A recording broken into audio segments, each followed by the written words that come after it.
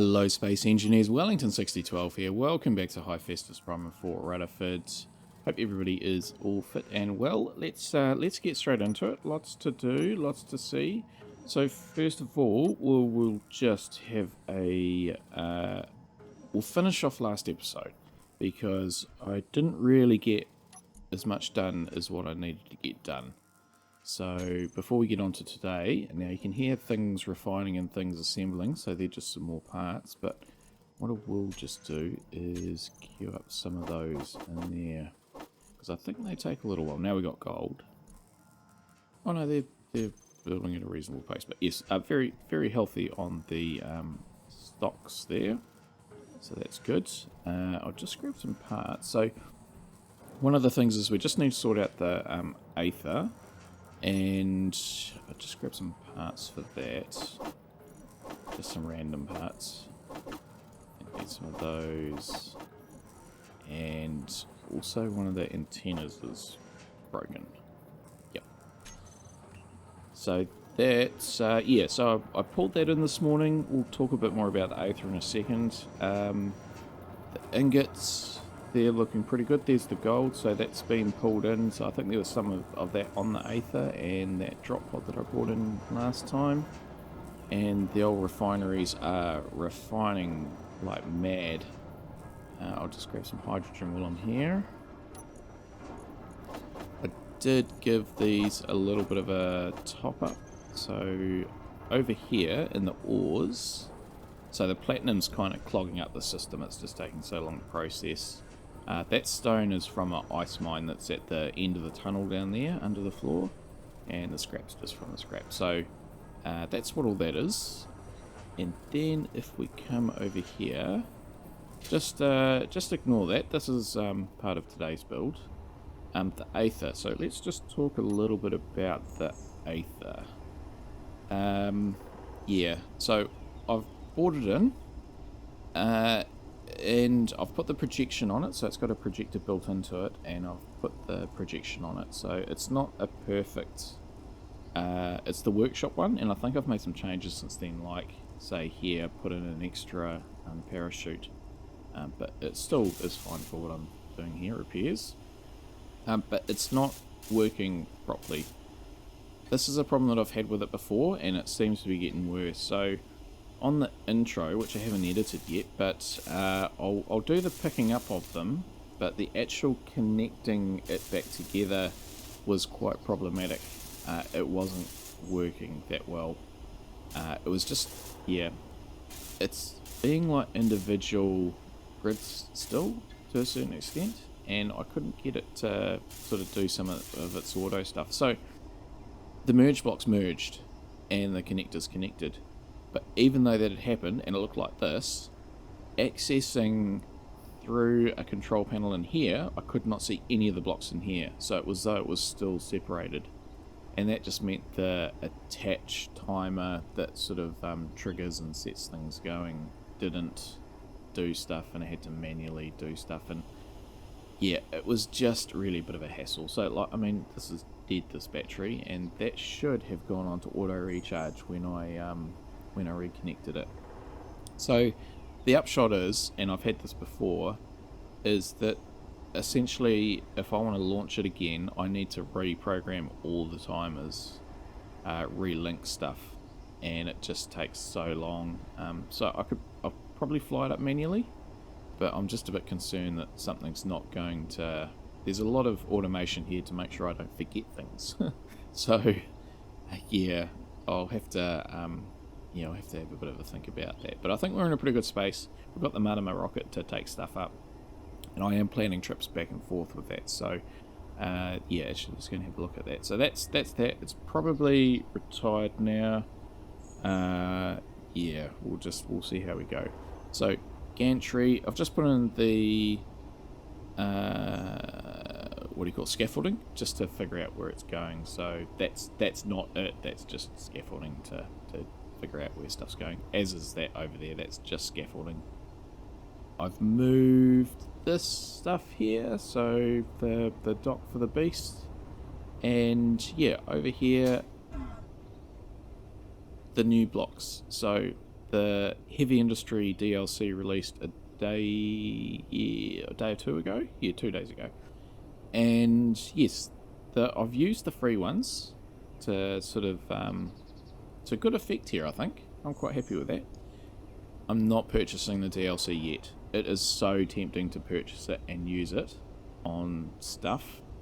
But yes, I'm going to hold off until Mars. I don't want to... Gee, I've just missed a thing there. I've just noticed that. Yeah, I don't want to... As I've sort of said before, I want to learn Space Engineers, and I'm a few years behind other players, sort of. So I want to, not jump ahead to the new stuff and miss out on learning and playing with the old stuff. So that's why I haven't gone to Persham yet. It's a new planet. It'd be great to visit it, but I haven't really done... I've only been to the moon for the first time, so yeah. But I am using the free blocks, and I've already replaced some on here. Now, these walkways, I put them on to cover up for aesthetics, but I feel that that now we have these new blocks, which are there. Shift P to match the thing, and get it the right way. So I reckon that just looks a whole heap better. I've already done it on the other side, which was actually the ugly side. Those two there. Yeah, so that's it's great to have these new blocks. The little merge will come in very useful today. And speaking of other new stuff in the DLC, this was recommended to me by other people, but I resisted doing it because I would have had to have gone a bit of effort, made it custom, and other people had done it in their YouTube builds, so I didn't want to copy them. Elevator music, yeah. But now it's in the vanilla game, I'm feeling a lot more comfortable to use it. Yeah. And I'm not copying them, because I would have done the same thing myself, but, it's... yeah. You know what I mean? Right, so while we're just up here at the accommodation level, I will just go and have a look at my contracts. So I have flown over once already to the trading post to get some more uranium, which was not actually why I wanted to go there. I wanted to get the displays 291. Okay. I actually wanted to get some data pads, because for today's project I need some coordinates of... Where's Mars? It's just up there somewhere. It must be behind that cloud. Yeah, I wanted to get some coordinates for a Mars. I seem to have lost them. I had them before. But yeah, I wanted to get coordinates for a Mars trading post, one in orbit, and then in order to, for today's project, to have a location to send a certain satellite. Yes. Right. Yeah, just before we get on to today's build, one more thing to just do. I wanted to print off, in anticipation of starting the build next time, the Mars lander type thing. I wanted to build a lunar rover for Mars, one of my Explorer ones, just off the blueprint, and a flyer. So what I'm talking about is the lunar rover that looks like that, but it's lunar, and it's got the enclosed, and then one of these, and then adapt it to have a cockpit like this one. So atmospheric thrusters, not hydrogen like this, but the front end like this. So yeah, so I went to do that because you've seen me print off stuff before, but oh no, there's been a calamity, another calamity. So something bad has happened. I had a look down here, and yes, I've got a smoking piston here, damage. The grids from down here I think are missing because there were some grids, but relief, I think the timers, those ones are meant to be off, but I think the timers are all intact. So I was scratching my head wondering what had gone on here. Oh, by the way, the ice mine's way down there, if you forgot. So scratching my head, and I was just about to queue up some components to fix this, and then it dawned on me that this damage up here, it just dawned on me that the welder wall's gone. It's like the whole wall. Yeah, so I don't know where it's gone. I mean, obviously it's blown up, but there's no shrapnel. I would have thought something catastrophic has happened there, because for it just to be completely gone, I suspect it's clanged out and it's gone into orbit somewhere. I could actually, I wonder if I would go through the entity list and try and find it. I wonder. It would probably be moving quite fast, so speaking of moving, actually, oh yeah, while we're just going through this speed. No, everything's stable. The only thing that's moving is the red drone that I used to, I do keep an eye on this, so that's how far away. I think it's about 500 kilometers away. It's not going super quick, but yeah, this is one of the drones I used to take out the drone facility, and it's just it's headed off into deep space. It's done its job. Yeah, I thought about trying to actually capture it and bring it back for a museum, but I did take a picture of it, so I might just put a photo up on the wall. Anyway, right, so I'll fix that some other time. We'll let future Wellington deal with that. So that's done. Right, on to today's build, and I will talk about the laser antennas from the end of the last episode, because we need to talk about those, but not right now. Hello Space Engineers, Future Wellington 6012 here. Past Wellington is just finishing off the episode.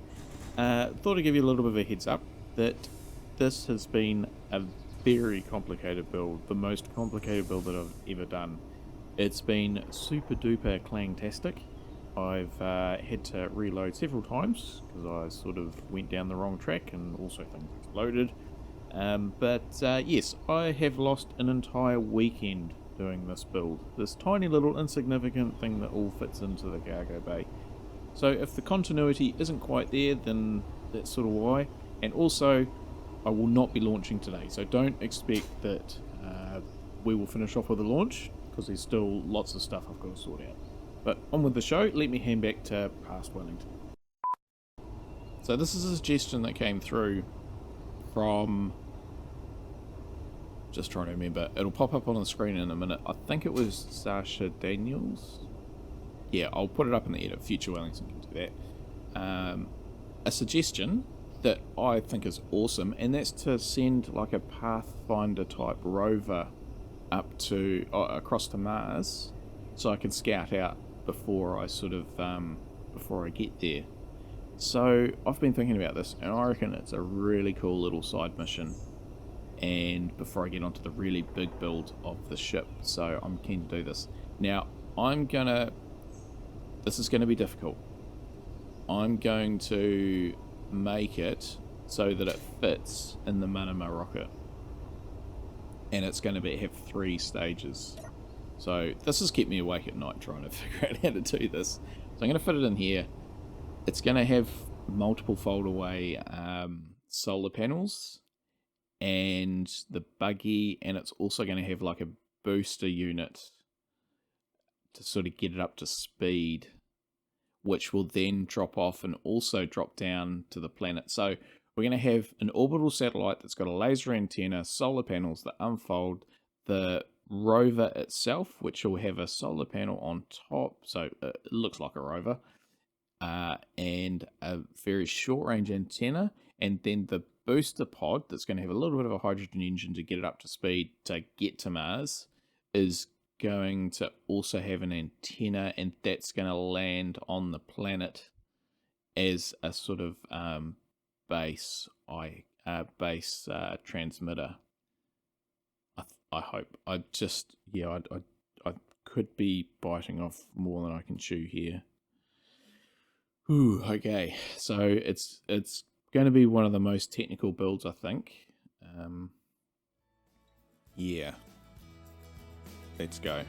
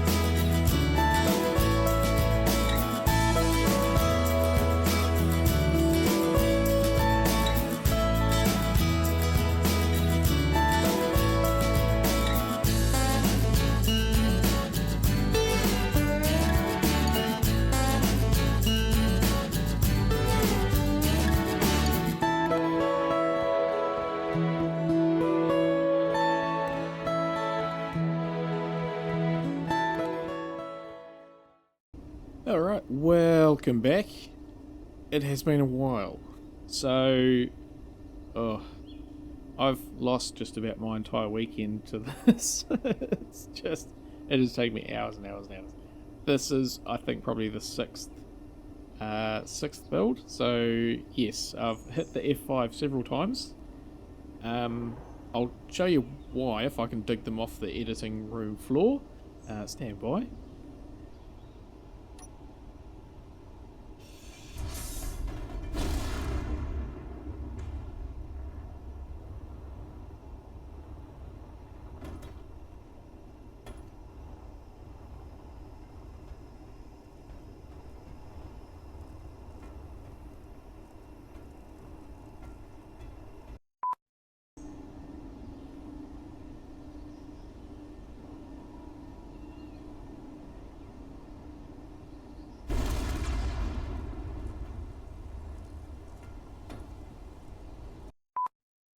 So yes, things did not go that well on several occasions.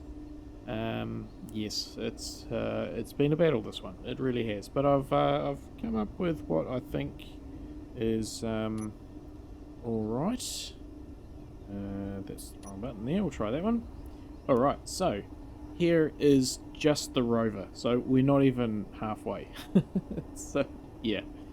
So this is all in its folded up position, so I ended up going for hinges and rotors rather than axles because the axles were just too big. They took up far too much room.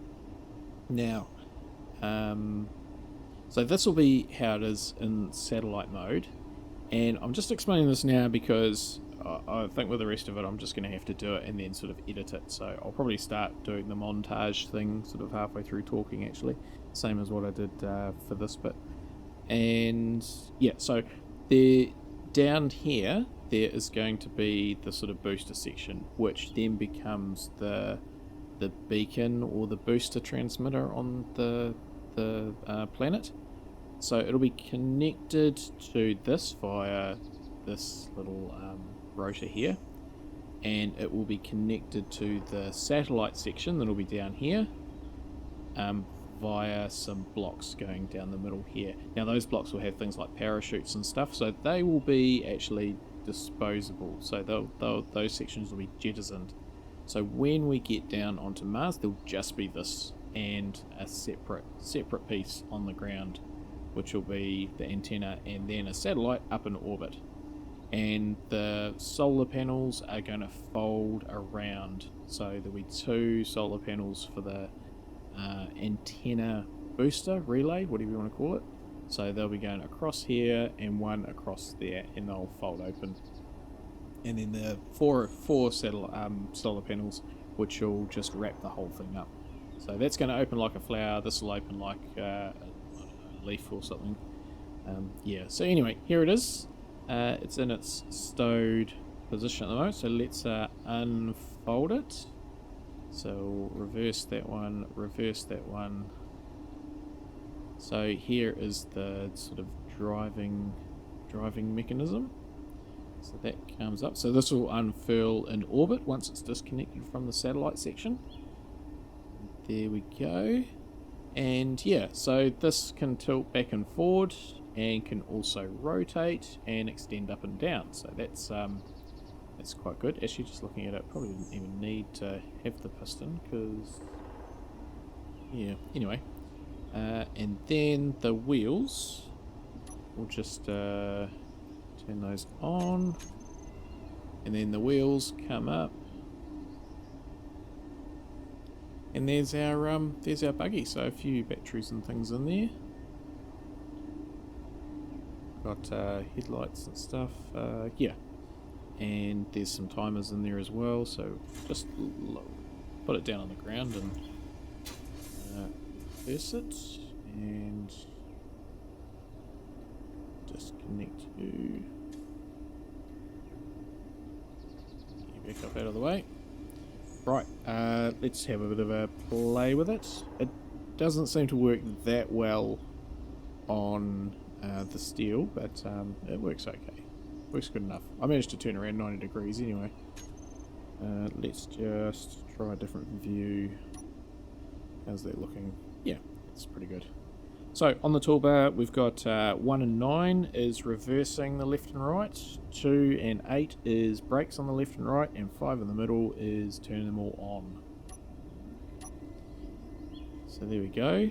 Not the quickest thing in the world, but hey, it's going to be remote control from 2,000 kilometers away. So if I just reverse one of them, we can turn around on the spot and keep going forward, or we can go back, and again we can reverse back into position. So that's come out quite well. It's come out real well actually. Yeah, again, as I say, not the quickest thing in the world, but it'll get me to where I need to go. There we go. We'll just do that. Whew, okay. Get back into that. And yeah, we'll lift this up again. So all this temporary sort of scaffolding has really just got in the way several times. And we'll get you back up out of the way. Alright, and we'll restyle this. And now I'm going to get on with the next bit. So I don't know how this montage is going to go. I'll let you know when it's done.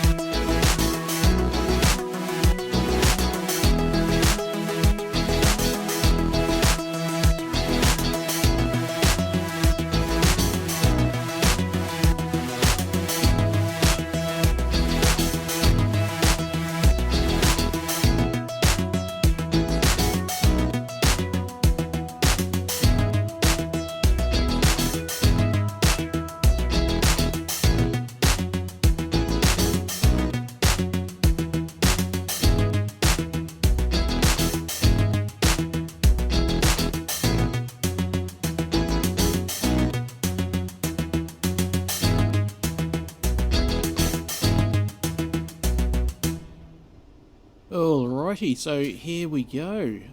All done, sort of. Not really. I've still got lots of programming to do and a couple of things to sort out. But I'm gonna pull the pin here. Well, okay. This is actually tomorrow now. I've lost an entire weekend building this thing. It's been the most complicated thing that I've ever built. And yeah, it's been a challenge. Yeah. I won't be launching it today. I'm actually going to do a cinematic and show that, publish that in a couple of days' time. I'll just unfurl these. So when it'll go up into space in the Mariner rocket, it only just fits in. So this is 19 blocks high. The gap is 20 blocks high, and the same with the width. I've got half a block space on either side. Whew, it's going to be tight. So let's just unfurl these. I have actually tested it in creative mode. It does fit in there, and then I've just reloaded and doing the same thing, survival styles. So yeah, when it gets unloaded from the Mariner rocket, these will unfold, and they will actually extend out as well. So there are some timers that do that automatically. I'm not going to do that here because it'll probably bang into that thing. Yeah, so then this will all head to Mars, and we've got sort of 4 sections here. So we've got the satellite section, which is going to stay up in orbit, and that's going to use the laser antenna to talk back to Hephaestus Prime. Now, speaking of the lasers, okay, two things. One, the power consumption is absolutely ridiculous on this. So I have done some offline creative mode testing, and yeah, the 2 problems. One is the power consumption is just ridiculous. It's just stupid. It's way too high. So I have downloaded a mod, and that's called Holmes Economical laser antennas, I think, something like that. It'll be up on the screen now, and that reduces the power consumption to 10%.